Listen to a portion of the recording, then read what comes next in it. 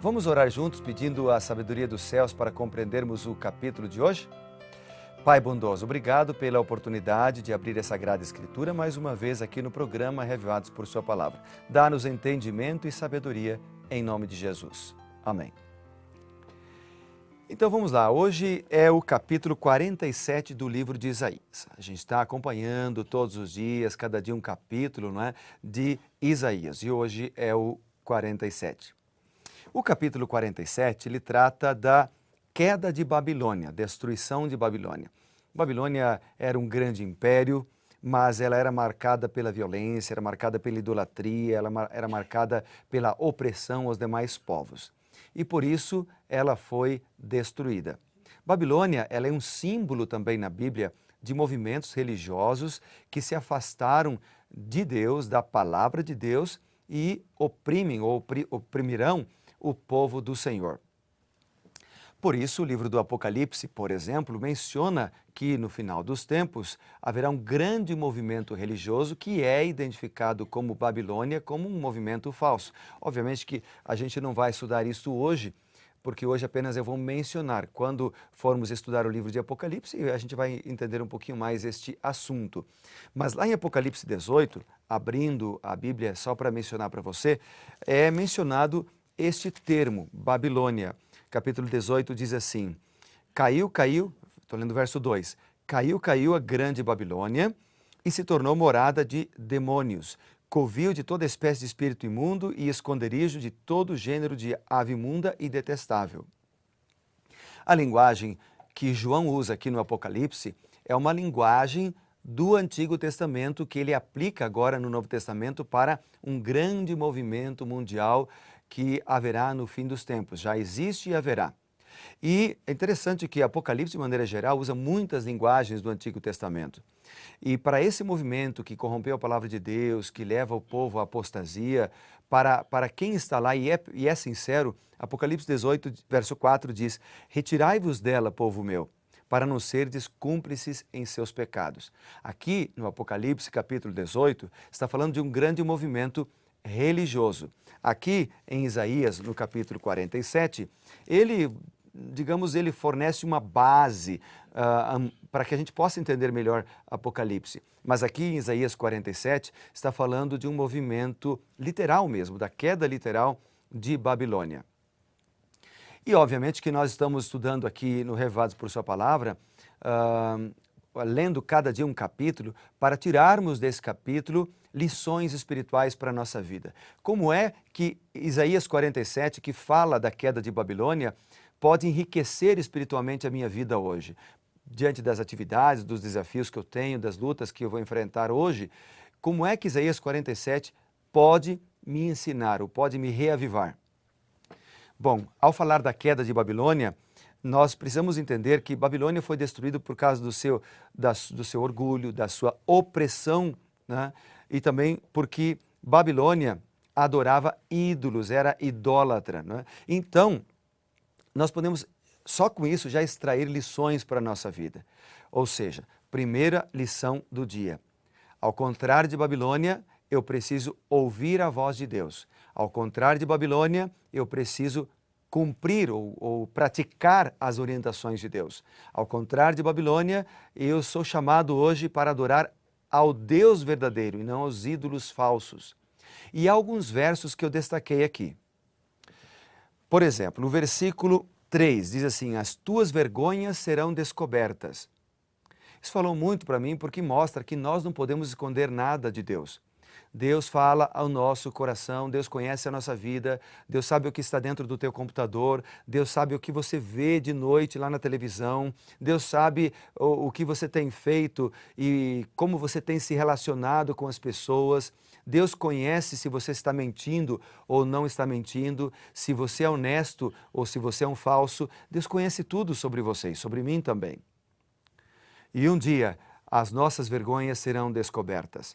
Não podemos esconder para sempre quem nós somos.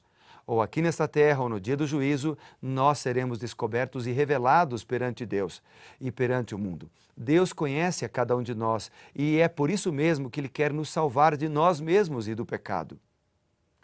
Outro verso que me chamou a atenção em Isaías 47 é o verso 4 que diz assim: quanto ao nosso Redentor, o Senhor dos Exércitos, é o seu nome, o Santo de Israel.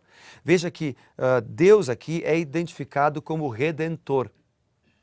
Essa palavra ela é muito constante na Bíblia, porque o Messias seria o Redentor, Jesus é nosso Redentor. O próprio Jó, lá atrás, em Jó capítulo 19, verso 25, por exemplo, ele fala do Redentor, num texto bastante bonito das Sagradas Escrituras. Vamos ler juntos então o que está escrito ali em Jó capítulo 19 e o versículo 25. A Bíblia diz assim, ó, Jó falando: porque eu sei que o meu Redentor vive, novamente a expressão Redentor, e que por fim se levantará sobre a terra. O mesmo Redentor identificado lá em Isaías 47 é identificado aqui por Jó e também é identificado em Isaías capítulo 54 e o versículo 5. Mais para frente um pouquinho, Isaías 54. E o verso 5 diz assim: porque o teu Criador é o teu marido, o Senhor dos Exércitos é o teu nome, o Santo de Israel é o teu Redentor, e ele é chamado o Deus de toda a terra. Deus aqui em Isaías 54 é identificado como marido, ou seja, tem a ver com uma relação de fidelidade, nós precisamos ser fiéis a ele, mas ele é mais do que simplesmente um companheiro, não é? Um amigo. Ele é o nosso Redentor, aquele que nos salva, aquele que, no caso de Cristo, da obra de Cristo, que morreu na cruz para nos salvar. Um outro texto dos profetas que fala, ou que apresenta o Messias como Redentor, é Jeremias capítulo 14, um pouquinho para frente, Jeremias 14, verso 8, diz assim: ó esperança de Israel e Redentor, e aqui diz mais, Jeremias 14, 8 diz assim: Redentor no tempo de angústia, Redentor no tempo de angústia.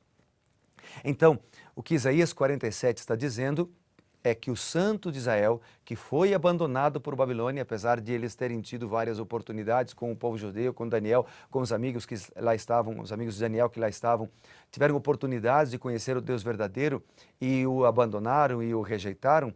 Nós hoje estamos tendo também oportunidades de aceitar o Redentor na nossa vida, Jesus Cristo, na nossa vida. E se nós o aceitarmos, ele será o nosso Redentor no tempo de angústia, o nosso Salvador, nosso amparo no tempo de angústia. Seguindo aqui Isaías 47, ainda quero destacar para você o versículo 6, que diz assim: muito me agastei contra meu povo, profanei minha herança e a entreguei na tua mão, porém não usaste com ela de misericórdia, e até sobre os velhos fizeste muito pesado o seu jugo. É interessante que a expressão não usaste de misericórdia é uma expressão muito forte e significativa na Bíblia. Por isso, quando li esse verso aqui, eu me lembrei de Sodoma e Gomorra. Você sabe, Sodoma e Gomorra foram aquelas duas cidades que foram destruídas por Deus e geralmente quem lê a Bíblia entende que Sodoma e Gomorra foram destruídas por causa da alta promiscuidade e por causa da violência. Até Jesus cita isto lá em Mateus e também Lucas fala sobre esse tema. Mas o livro de Ezequiel apresenta um outro motivo pelo qual Sodoma e Gomorra foram destruídas e que Babilônia também foi destruída. Então vamos ver juntos Ezequiel 16, um pouquinho para frente aqui, nós encontramos o livro de Ezequiel e vamos ler juntos o capítulo 16. O versículo 49 diz assim, e o 50. Eis que essa foi a iniquidade de Sodoma, tua irmã, soberba, fartura de pão e próspera tranquilidade teve ela, e também suas filhas, mas nunca amparou o pobre, nunca amparou o necessitado. Foram arrogantes, fizeram abominações diante de mim, pelo que em vendo isto as removi dali. As mesmas características que levaram Sodoma e Gomorra a serem destruídas, foram as características que levaram Babilônia literal também a ser destruída. Ou seja, a arrogância, as abominações que praticavam, a falta de misericórdia para com aqueles que eram necessitados, a idolatria, a promiscuidade sexual. Seguindo ainda esse tema tão importante que, se a gente vai lá no Novo Testamento, em Tiago capítulo 1, pertinho ali do livro de Hebreus, logo depois de Hebreus, nós encontramos o livro de Tiago. No capítulo 1, a gente lê o seguinte, ó, verso 27. A religião pura e sem mácula para com o nosso Deus e Pai é esta: visitar os órfãos e viúvas nas suas tribulações e a si mesmo guardar-se incontaminado do mundo. Estas características me vieram à mente e eu lembrei destes textos ao ler Isaías 47, porque o texto diz que eles não seguiram o Deus, o Senhor dos Exércitos, não aceitaram o Redentor, não usaram de misericórdia. Então, isso falou muito fundo ao meu coração. E eu quero terminar com o verso 8, que é outro que eu destaquei aqui, que diz assim: ouve isto, pois tu que és dada a prazeres, que habitas segura, que dizes contigo mesma, eu sou e além de mim não há outra. O que o texto está falando aqui é sobre a autossuficiência, tantas vezes mencionada por mim e aqui citando textos da Bíblia. Babilônia se achava autossuficiente, não precisava de um Deus invisível, do Deus soberano, Senhor dos exércitos, porque ela era suprema, senhora de si. Deus está nos dizendo que nós precisamos confiar mais em Deus e menos em nós mesmos. Mais no Senhor e mais na Bíblia. Vamos orar por isso agora, então?